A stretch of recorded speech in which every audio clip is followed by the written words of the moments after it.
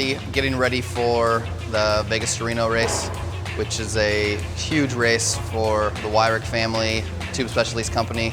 They have a lot of history in this race, and we've done really well. Actually, been lucky enough to win it 3 times, so pretty big deal. Vegas to Reno to me is new. I haven't raced it yet in a race car. I've chased it a few different times, but it's going to be a fast-paced new race for me, and it seems like it's going to be a lot of fun.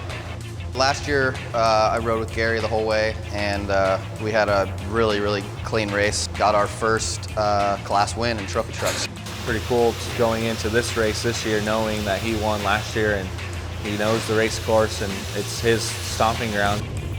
So we took both trucks out to Placer City yesterday and had Luke McMillan come drive them and just kind of do a shakedown. We had Todd from Fox meet us. He's great at tuning these trucks, so we put him in the truck to concentrate just on the shocks. After the 500, we tore it down all the way. Bare chassis, changed some cooling systems, fresh Dugan's power, new tranny from Rancho, and gave it a full prep and ready to go rock and roll. Expectations are, I hate to say that they're higher for this race, but they kind of are because of the the success we've had in the past. Our expectations are always to win, but this is like almost like, I don't know, we don't have to, but I mean, me and Mark need to really to stay close in the points battle. I think we're like 6th or 7th. We're battling with Boss in the lead for points, and we got to go up and put on a good show and compete up front. So no matter what, we're going to go to win. If we could go get a top 3 in this and kind of cinch ourselves closer to that points battle, it's pretty much a win or bust really at this point.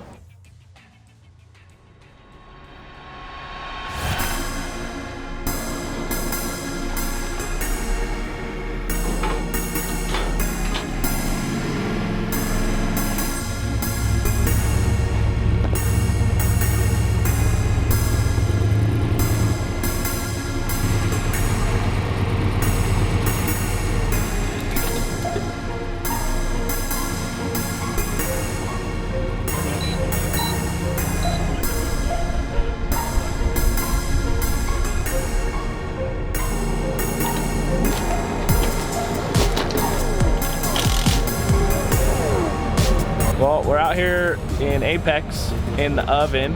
Here at Vegas to Reno, getting ready to qualify, do the practice lap. It's all new course compared to the last couple times we were out here at the Mint and last year's Vegas to Reno. So curious to see what it's going to look like.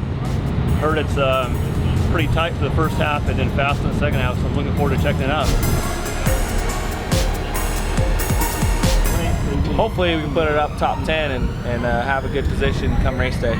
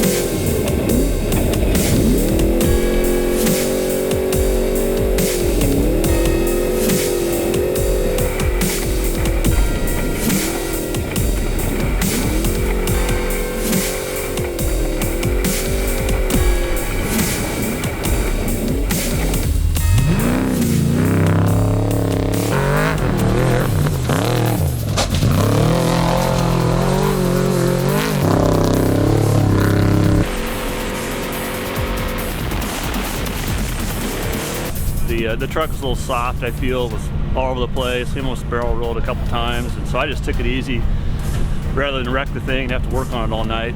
Now if I'm in the 20s or something, I'm just gonna have to let the race come to me, shoot the gaps like I did last year. And it's a long race. We've qualified kind of poorly before and still won the race a few times from back there, so it's not the end of the world.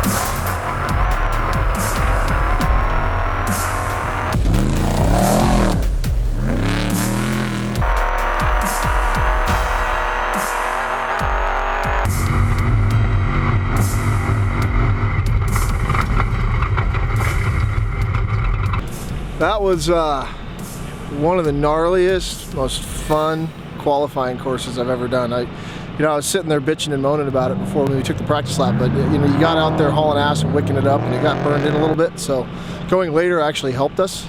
This truck likes a little bit of rut, so Chow was calling out the turns, and we stuffed the nose a few times, but other than that, we did pretty good. I think Patent Engine ran so strong. It's just they made so much horsepower though. It's burning my feet in the truck. Hotter than shit though, dude. My left foot is burning. So we got to figure out a solution for that. These guys back at the shop know what the hell they're doing, so we'll figure out what we got to do here.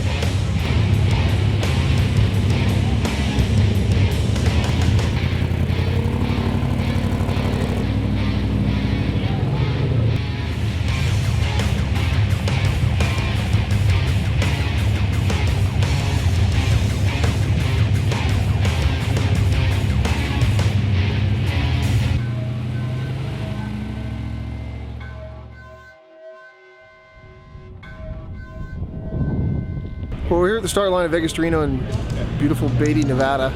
It's about 85 degrees outside, 7 a.m. Just getting excited for the start of the race. Gary and I love this race. You know, we remember coming to it with our dad, and you know, everybody kind of knows the story. We sponsored it for 10 years, and it's just turned into one of the premier events, you know, in off-road racing today. So we're going to go out there. We qualified 9th in the 9 truck, and we're going to do the best we can to just keep it up there, keep the tires on it, and once we hit Tonopah, put the hammer down and go try and bring this thing home today. I want to win with Mark really bad. He deserves it. He's put in a lot of time and a lot of energy with his whole team and testing, and it would mean the world to him and me as well to be by his side, and to be able to accomplish that together would be unbelievable. But I think you just get up to, you know, mile 250, 300 and see what's going on from there. You know, you can kill your truck here in the first 200 miles, then at the end have nothing left. Get around some cars and move up front and hopefully go for the overall.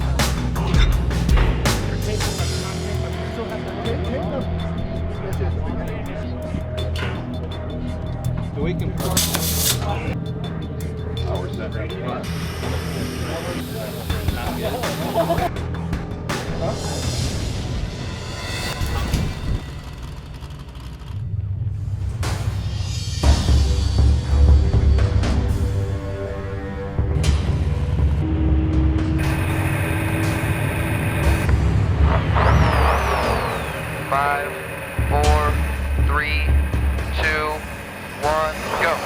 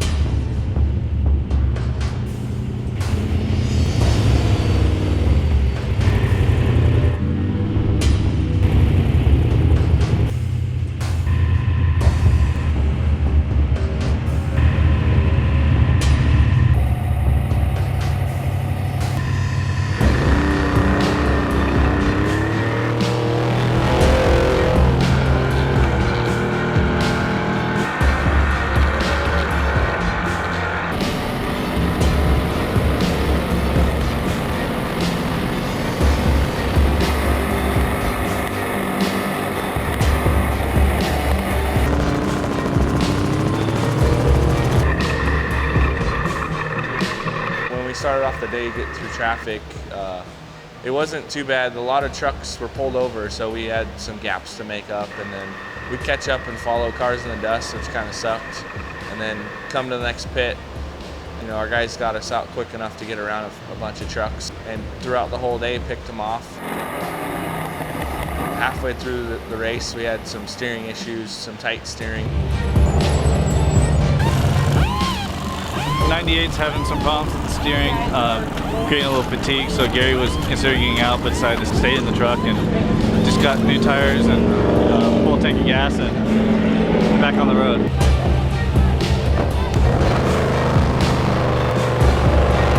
Gary powered through it and we kept going and it loosened up.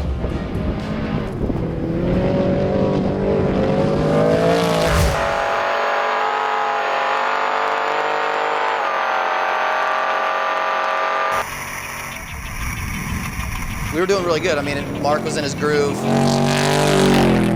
know, everything had started to kind of fall our way, like in the back of our heads. We were kind of thinking, you know, hey, maybe we might have a chance to win this thing. Take it easy, Mark. Just get through this shit. Yeah, exactly. Go.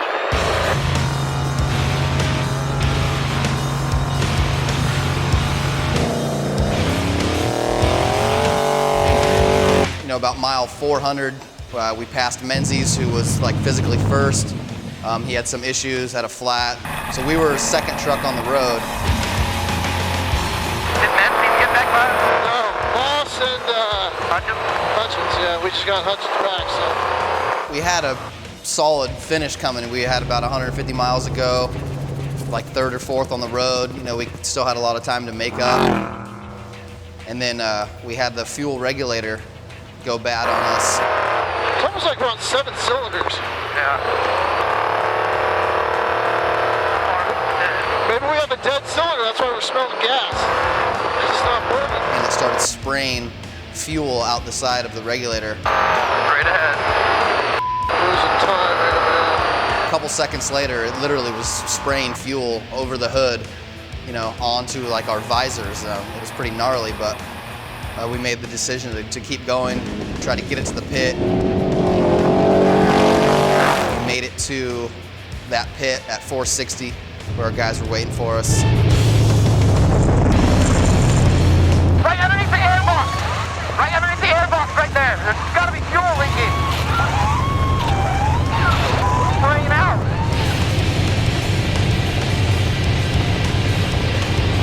Trying to get out. Hey! Is that where it's coming from? Yeah, there is no hose. That means the thing's bad. Changed the regulator, had to kind of run around and find one, took a little bit of time. Gary came in, got pitted, went back out. We came through pit 13 and the 9 was pulled over, got split times there, and it's like, hey guys, you gotta go. We're top 5. Let's hustle up and kick some ass. So leaving pit 13, we had Olagus and Serapis in front of us, so we were on the gas to get them.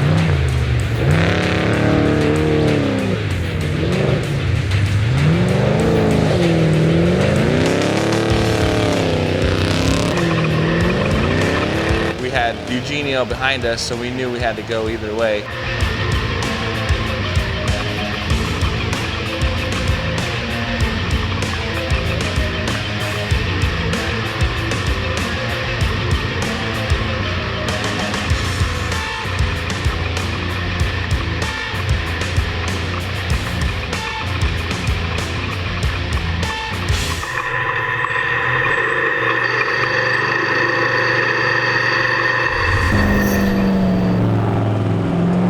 Still weren't doing too bad. I mean, we probably could have got a top 5 finish maybe, if we would have kept going right there. But as we took off from that pit, we just pretty much had the whole entire electrical system kind of go haywire on us. My fuel pressure just went to 0. Yeah, mine too.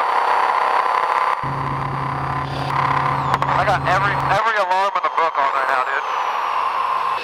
It just kind of started sputtering and stalled, and my side of the dash was reading no oil pressure, no fuel pressure. Map sensor was going haywire.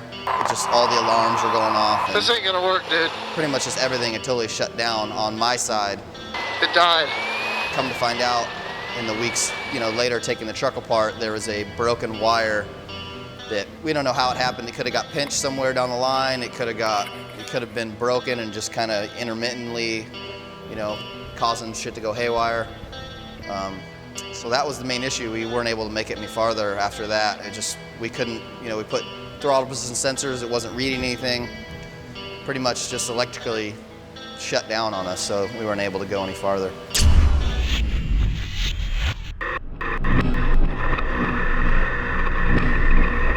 We came into the hills, coming to the finish, 20 miles out, got a flat tire, mugged a rock, just pushing hard. Changed that, got going again, and 10 miles coming down the hill into the finish line, we felt the steering go out. Felt really light, like torsion bar broke in the servo or something. Tried to limp it in, and then all of a sudden the wheel fell, truck fell down, and the arm had fallen off the front end. When I got out of the truck to look at the arm, the front uniball was still bolted into the truck, and the arm had broken away, the pocket had broken away. And then I ran back and took the tire strap off and started strapping the truck together to make it at least limpable. And then we went slow. We went like 10 miles an hour to the finish line. For me, it's like, okay, I got to change my thought process, and Gary as well. And we're gonna get this thing back together, and we're gonna get to the finish line, and get across. and we're going to salvage the race for everyone on the team and accomplish that.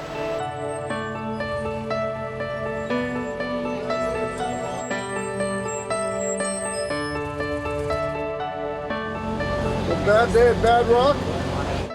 It's not like we were hanging around the back all day and had a bunch of issues. We had a clean run going, we had one flat, we were still in the top 5. So yeah, it's a pretty major letdown.